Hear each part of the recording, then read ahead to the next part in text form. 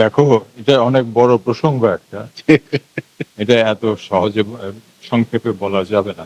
তো এইটুকু বলেই দেখো, যুগের পরিবর্তন হয়, যুগের পরিবর্তনের সঙ্গে সঙ্গে সবকিছুই বদলায়। তোমার বাবা মা যেই পোশাক পরতো, তুমি কিন্তু সেই পোশাক পরছো।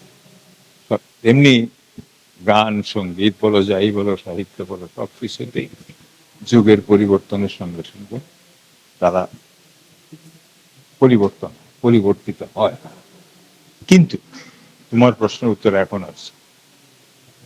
ক্লাসিক বলে একটি কথা আছে।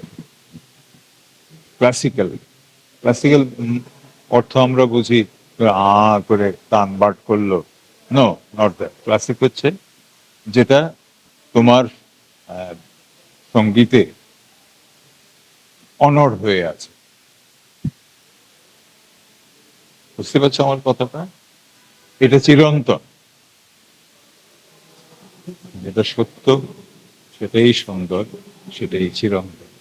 এখন আমাদের যে সঙ্গীত, আমরা পর্যন্ত রবি এদের সময়টা পর্যন্ত আমরা সেই সঙ্গীত চর্চা করতাম, কিন্তু এখন যুগের এমন পরিবর্তন হয়েছে যে এখন অটোটিউন দিয়ে করা হয়, করা হয়। সব উচ্চাঙ্গ হ্যাঁ, সবই এখন সবই হাদি ভাইরা যে গান করতেন একবারে কিন্তু একটা টেক 100 পর্যন্ত টেক দিতে হতো, 100 বার গাইতে হতো আমি করছি। একটি গান।